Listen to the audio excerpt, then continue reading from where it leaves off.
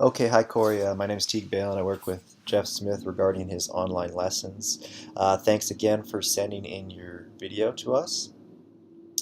Now, I read the email where you talked about playing a lot of club pro events, having some success there, but trying to always improve and get a little more consistent with your ball striking.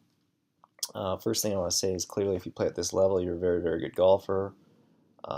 And it, to a certain degree is nitpicking to improve and progress. So first, I'm just going to kind of quickly go through your swing here and give you some pointers on what I see. So if we look at the down the line on the left first, um, setup's really traditional, pretty orthodox there. Uh, just by looking at that, nothing really pops out. As I start back, I think you do a great job starting with the hand path, getting it working up and in, managing the club face real nicely there, starting to turn your shoulders on a nicely inclined plane towards the ground, left shoulder moving lower than the right. Hand path continues back up and in to the point where the left arm's parallel ground. Really like the shaft pitch here. Face angle's great. You can see that your head is potentially moved out towards the golf ball a little bit, but won't worry too much about that. So you keep going. You have great rotational freedom of the lower body, letting the left knee flex, right leg straighten, which is allowing you to turn your pelvis on an incline. The right leg might be straightening maybe a little too much, but we'll talk about that perhaps a little later.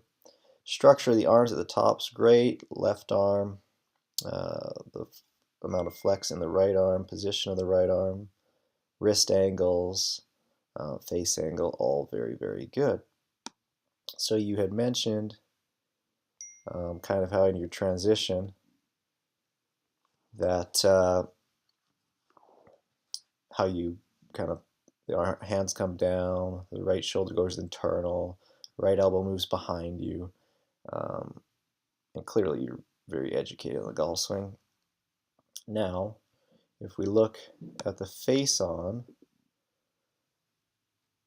you're going to see, in my opinion, again, it's really, really good with the structure of the arms. I really like the rotational freedom. The one thing that I think is getting you in trouble, though, is you're potentially getting your pelvis too far forward or too close to the target. Okay, so you're favoring your lead leg too much. So you wouldn't be someone that would have a pretty big weight shift or your center mass moving towards the inside of your right leg, or much of a pressure shift, which is, of course, how much you push down into the right leg with vertical force, the ratio of that. So I think this is where your struggles begin. Okay, yes, you pull down, and yes, your right shoulder, right arm don't function like the way we'd like it to, but I think what ends up happening is because your weight is too far forward, it becomes very difficult for you to have a dynamic downswing pivot. Now, when I talk about a dynamic downswing pivot, what am I talking about? I'm talking about as the golfer transitions, they unweigh, which is just lowering their body mass, which is kind of common squat move we see amongst a lot of great golfers. So with you, because you're too far forward, you then combine that with a bit of the pull down, and your pelvis kind of slides towards the target, and you're too far forward. When you get that far forward, it's hard to continue opening up. There's no real ability to shift further forward, so that is when you start to stand up, get out of your posture.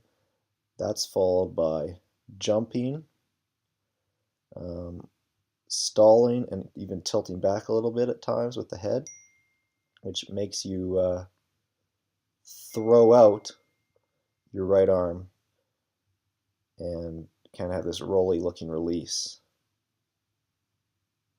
Okay, so for you, it's actually going to be trying to feel like you shift off the golf ball a little bit. Now, of course, this isn't something we want to get too excessive with. In general, I kind of like a head to stay fairly stationary and rather centered, but we could use a little bit more pressure of you pushing down in your right leg to get your swing started. The arms and the club make up most of the weight shift as they swing past your body, okay? And if we limit just how much the right leg straightens just a tad, then your pelvis won't start swiveling behind you and end up with your pelvis too close to the target, which will give you space to then unwaist squat, open up, and be in a better position to jump so that you can actually keep opening up, maintain the bend in the right arm, which will make it a lot easier to control the club face and probably result in the consistency you're looking for. Okay, now if we go quickly back to the left, just to take a look. Again, we said you got to the top, it looks pretty good. There you can see the starting of the pull down, loss of posture, and the standing up to the point where you're getting the pitch of the shaft to be well inside of the golf ball. Okay, we would want that shaft to again start to shallow and get you pointing more out here. At this point, the hand path doesn't look too bad, but as you keep going, now that you're stood up, the shaft is still a little steep and your hands start working away from you, and that's when you throw the right arm at it.